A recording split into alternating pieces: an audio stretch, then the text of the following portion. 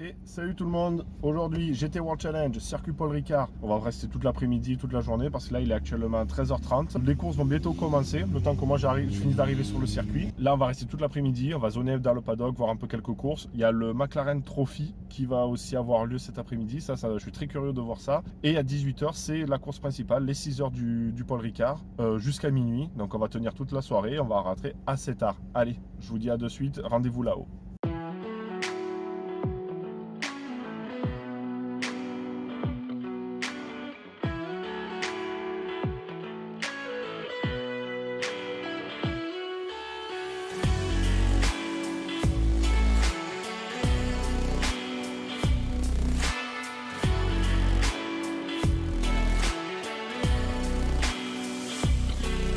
Et voilà, on est arrivé au circuit. Il y a déjà 2-3 voitures intéressantes sur le parking, là, comme la petite GR. Bon, on va récupérer les affaires dans la voiture. Hop, voilà. Et c'est parti. On va aller traîner un peu dans le paddock, voir ce qui se passe. Là, je crois que le Lamborghini Super Trofeo vient d'attaquer, il y a quelques minutes. On va aller jeter un petit coup d'œil. Et... je vois qu'il y a des paddocks là-bas, je crois que ça doit être pour le GT4. Donc pourquoi pas faire un passage là-bas en premier. En plus, je crois qu'il y a le pilote Romain Monti qui est présent ce week-end avec Armada Racing. Donc on va voir si on arrive à jeter un petit coup d'œil. Allez, c'est parti.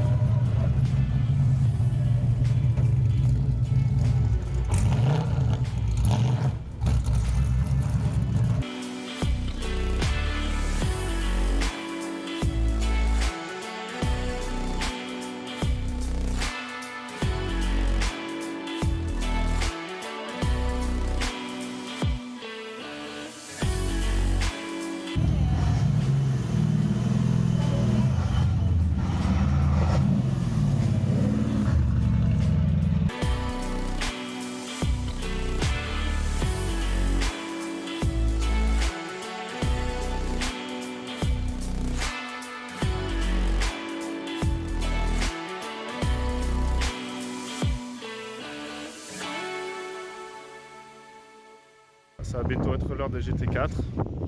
Ah, on a pu voir un peu 2-3 voitures. Bon, on a vu aussi qu'il y avait Armada. On a pu faire 2-3 belles photos. Là, on va aller se diriger dans le paddock principal du circuit. Voir un peu les GT3 et autres. Ils sont en train d'amener tous les pneumatiques pour la course des GT4. Allez, on se rejoint dans le paddock. C'est parti. Bon, au final, on aura raté la course des Lamborghini Super Trofeo. Bah, c'est un peu le risque aussi d'arriver. J'aurais dû arriver peut-être un peu plus tôt. C'est pas grave, il y a beaucoup de choses à voir pour aujourd'hui. Là, on va un peu voir un peu dans le paddock. Si on arrive à... Je pense pas qu'on apercevra les GT3. À mon avis, elles sont toutes dans les box de la pit lane. Là, on essaye de voir un peu ce qu'il y a. Vous voulez des jantos Z? Je sais pas s'ils seront d'accord de les prendre. On voit qu'il y a de la McLaren. Ah, c'est le fameux... Ah, c'est les fameuses... Alors, je dis le McLaren Trophy. Oui, c'est ça, c'est le McLaren Trophy.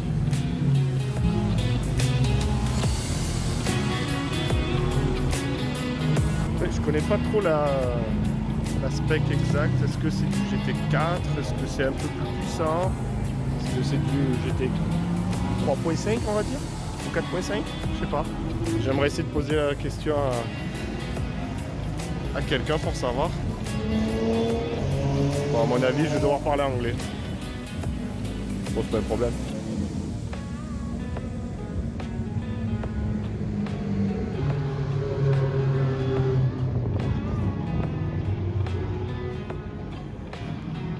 La déco Gulf, un classique.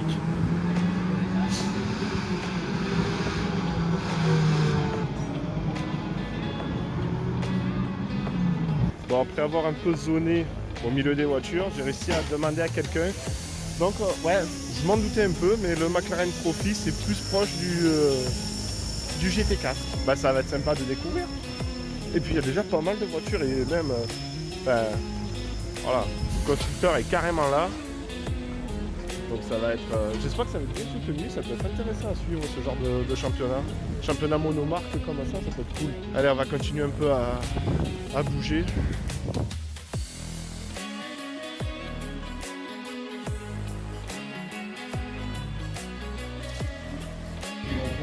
Alors déjà là c'est le team WRT avec Valentino Rossi. Je sais, j'ai fait un accent dégueulasse. Bon, bien évidemment c'est le seul qui est le plus surveillé avec en même temps avec une légende comme Rossi dans son équipe. Forcément il y a du monde qui va vouloir se poster devant. Vous voulez des goodies? Allez, sortez le portefeuille. Allez, on continue la progression dans le paddock. Lamborghini.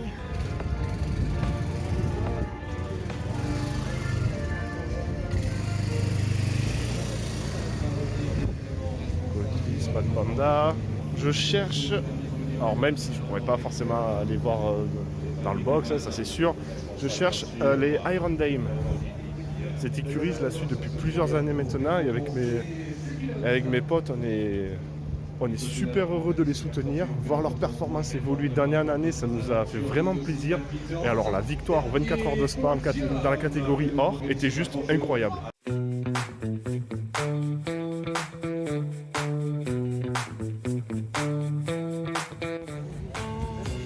Magnifique Lamborghini Revuelto. Lambo, ils font des designs de fou aussi.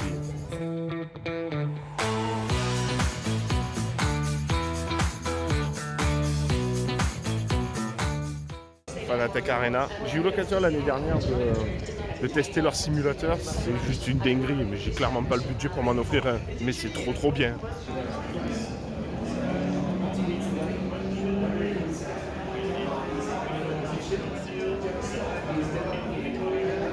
C'est quand même incroyable de voir que des écuries officielles comme Williams, Ferrari et autres se sont créés de sections e-sport et sont à fond derrière ces championnats. C'est vraiment, franchement, une belle réussite. Vraiment, le e-sport series du GT World Challenge, il est vraiment sur une très bonne lancée, sur une très bonne dynamique. Il y a de la bataille. Pour avoir un peu suivi quelques courses de ça et là, franchement, c'est super sympa à voir. Et vraiment, ils ont réussi à faire un championnat qui est intéressant. Et là où c'est vraiment cool, c'est que lorsqu'il y a les différentes matchs du GT World Challenge à travers l'Europe, il y a l'Arena qui suit dans le paddock. Donc c'est pas vraiment, c'est une LAN mobile où les sim racers bougent à travers toute l'Europe. Moi, je trouve le concept génial. Oh là là là là là là. Oh, ça, c'est merveilleux. Non. Mais ça, c'est prévu pour être une nouvelle hypercar du Mans, ça, la Isotta Frattini. Frattini, je crois que ça se prononce.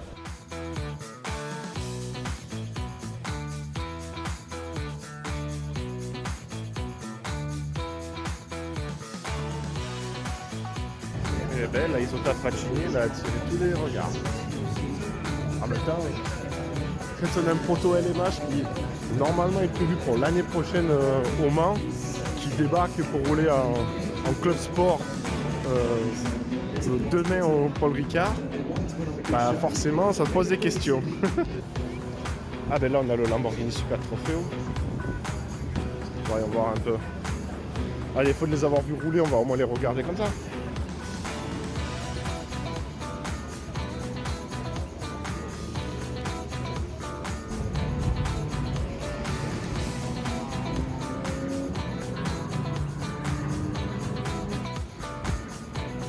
Si vous êtes fan de Lamborghini, vous allez être servi.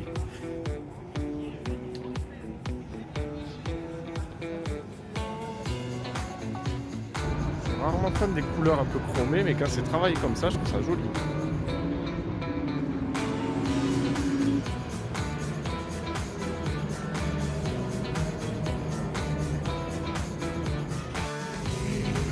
Bon, maintenant la grande question c'est où est-ce que je me cale parce que là il y a le GT4 qui tourne. Essayer d'avoir 2-3 photos en action, c'est bien beau de zoomer dans le paddock, mais il faut réussir à avoir un petit peu d'action.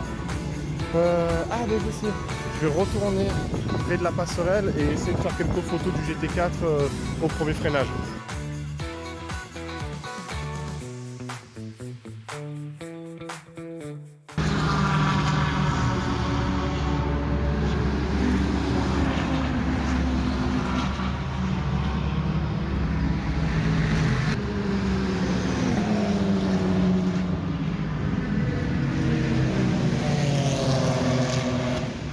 un peu laissé profiter du son d'ambiance pendant que je marchais jusqu'au premier virage. Là, on y est presque. Allez, on va se positionner. Je sais que j'ai un autre spot là-bas où je peux peut-être faire quelques photos, mais il faudra sûrement que je change l'objectif de l'appareil.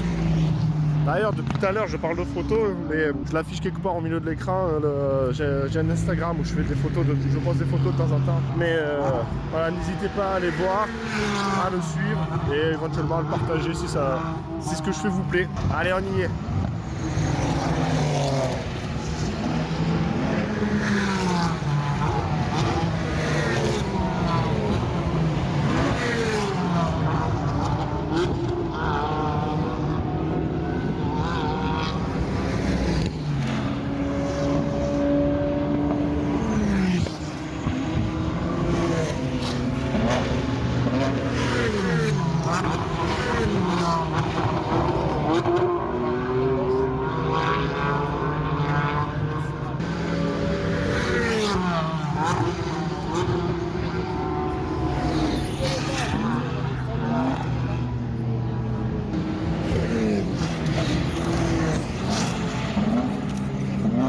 On va essayer de se caler un peu ailleurs pour choper les voitures. On va essayer de se caler ailleurs pour choper les voitures au niveau du Mistral, du ligne droite du Mistral.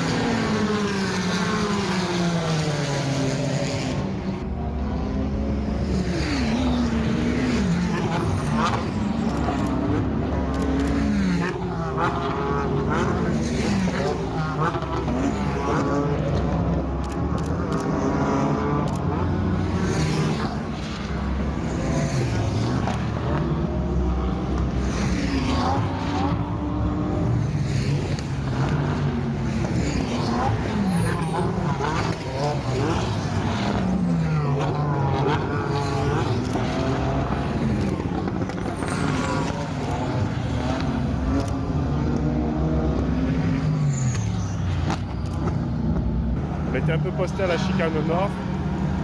La course DGT finit dans quelques minutes. Là, de ce que j'ai vu en passant à travers le paddock de la McLaren Trophy, visiblement les voitures vont partir. Donc ça va arriver juste après. Je vais essayer de les voir justement en pré-grille et sûrement les proposer dans les gradés côté voie des stands pour un peu les filmer et faire des photos. Vous allez souvent voir les mêmes zones du paddock parce qu'il y a beaucoup d'allers-retours. Typiquement c'est ça à chaque fois. Alors on se retrouve après.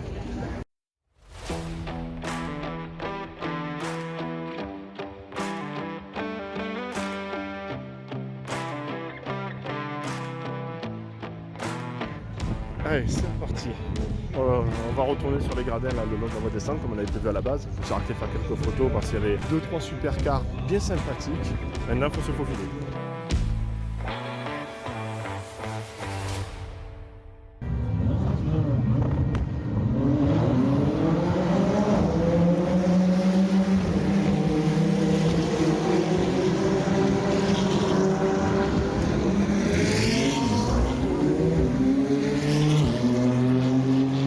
Ok, sans aucune transition, j'ai chopé de justesse le départ du McLaren Trophy.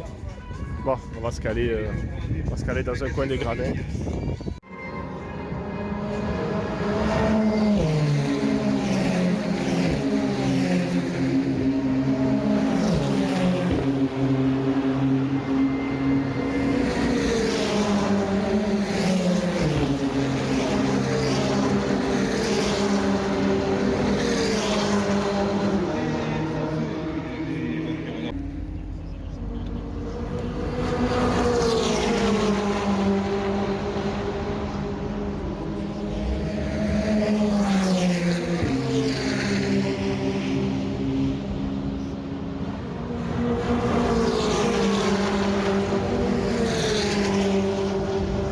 Le McLaren Trophy sur le point de se terminer. Je vais aller du côté du GP Burger. Maintenant là, je refais juste un petit passage dans le stand, dans le paddock GT4. Et après, on va se caler boire un coup au GP Burger parce que j'en peux plus.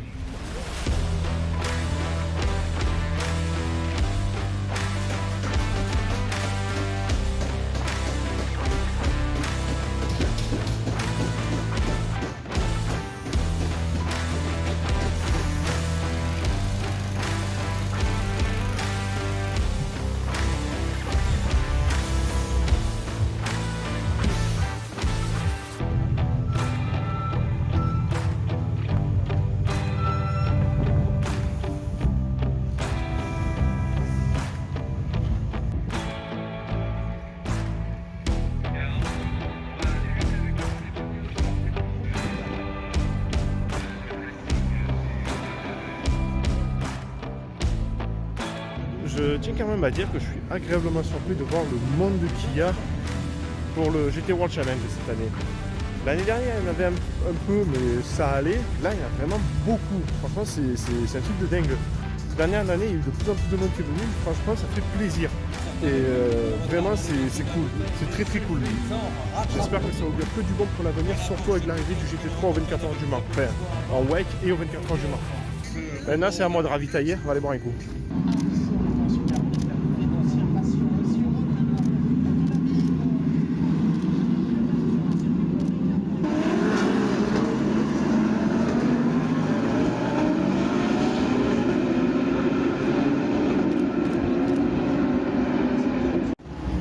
Hop, de retour dans le paddock.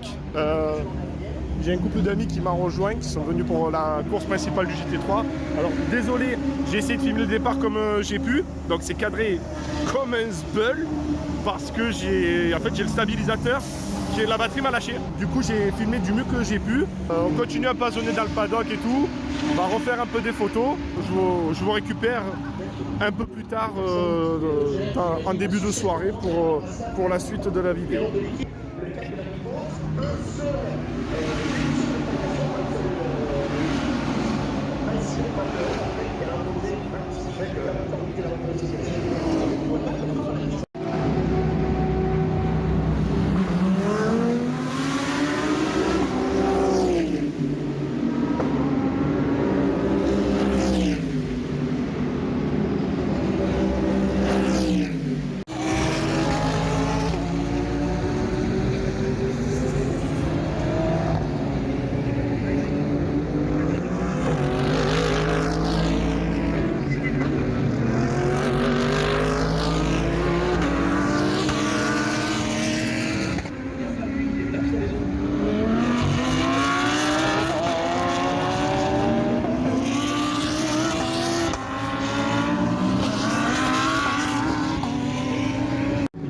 Alors j'essaie de m'éloigner un peu en espérant que vous m'entendez mieux.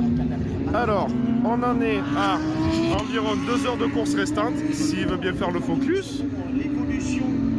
Bon, il ne va pas faire le focus. Parce que, bon, on suit aussi sur le téléphone pour avoir le classement en direct. Merci SRO de diffuser ça gratuitement sur YouTube. Vous êtes des génies, je vous aime. Et oula, il y a de la fumée au stand. Oula, qu'est-ce qui se passe? Très vite jusqu'à présent.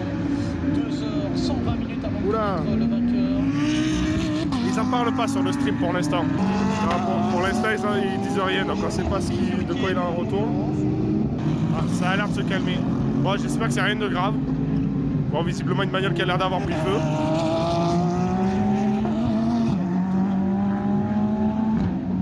On dirait que ça s'arrête.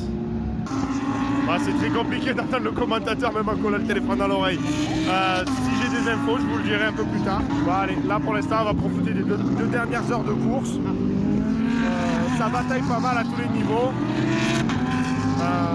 Je sais que vous voyez peut-être pas grand chose. Je prends une excuse, je fais du mieux que je peux. Mais là, je peux rien y faire. Allez, on continue, on profite de la course. Donc, il reste un peu plus d'1 heure de course. Là, pour l'instant, je me retrouve tout seul. J'ai mes amis qui sont partis, là, ils rentrent. Moi, je me remontais en direction du Bossier pour faire d'autres photos. Je mets le nom de l'Instagram à l'écran. Bon, de toute façon, à chaque fois que je parle des photos, je pense que je vais l'afficher. On va finir tranquillement la course et après, je vais me diriger à la voiture et essayer de... Je vais un peu anticiper l'arrivée, je pense, pour éviter qu'il y ait un peu de monde parce que, en vrai, malgré l'heure, il y a encore beaucoup de monde autour du circuit. Bon, allez, hop. On profite et on remonte sur le Bossier.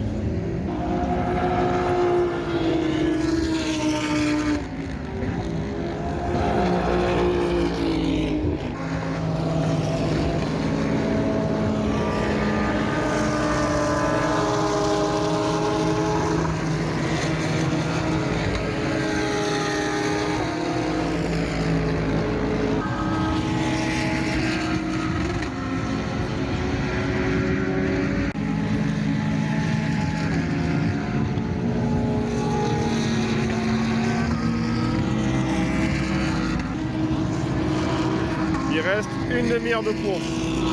Je vais me redescendre un petit peu au niveau du paddock. Voir si j'arrive à, je sais pas, croiser 2-3 trucs intéressants. peut-être faire une ou deux photos supplémentaires. Mais je pense que là, vu qu'on approche vraiment de la fin de course, je vais petit à petit me diriger vers la voiture au cas où il y ait un peu de monde sur la route. Allez, c'est parti, direction le paddock. Allez, on y croit. On est presque au paddock. Il doit rester je crois 20 minutes de course, un truc dans le genre. Ouais, c'est ça. 3h40, ça fait à peu près 20 minutes de course restantes. Si j'étais un bâtard, j'aurais tenté de partir avec un drapeau. Mais ah, c'est pas bien. Faut pas le faire les gars. Faut surtout pas le faire.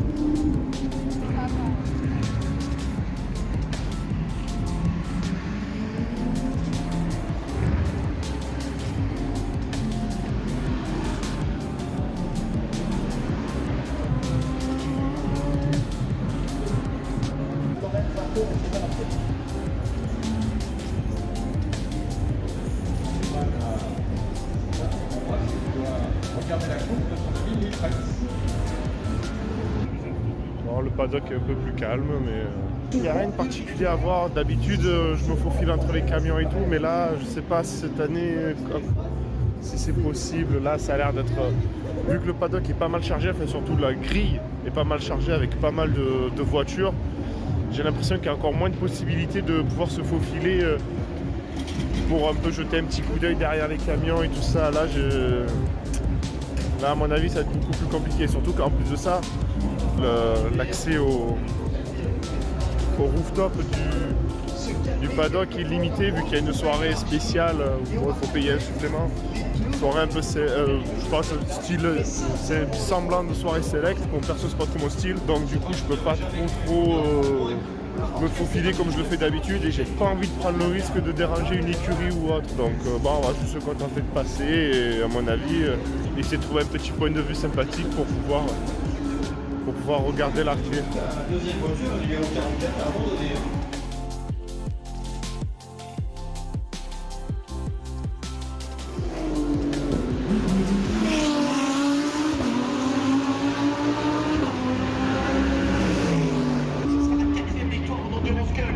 Pour Accobi CSP dont une, et la dernière en date, bien sûr, elle est maintenue en date. Et des points capitaux dans le cadre du championnat pour cette voiture qui avait été complètement en abandon à Monza. Victoire de l'équipe Accobi CSP, Raffaele Marcello, Timur, et c'est une première victoire en endurance, et du côté de la Doria, c'est déjà la cinquième.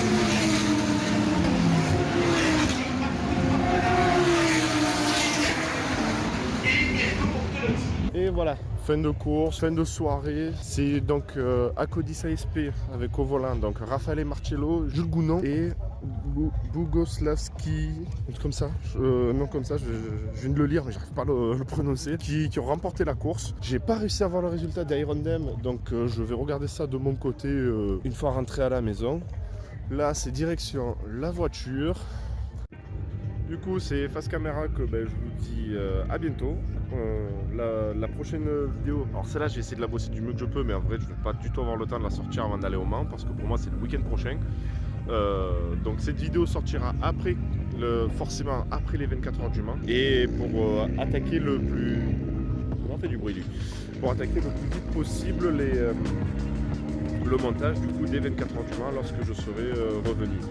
Du coup je vais vous laisser, n'hésitez pas à partager, mettre un commentaire ou autre si le contenu vous a plu. Dans les commentaires s'il y a des choses que vous trouvez que je pêche un peu au niveau du montage ou même loin dans ma manière d'interagir avec la caméra.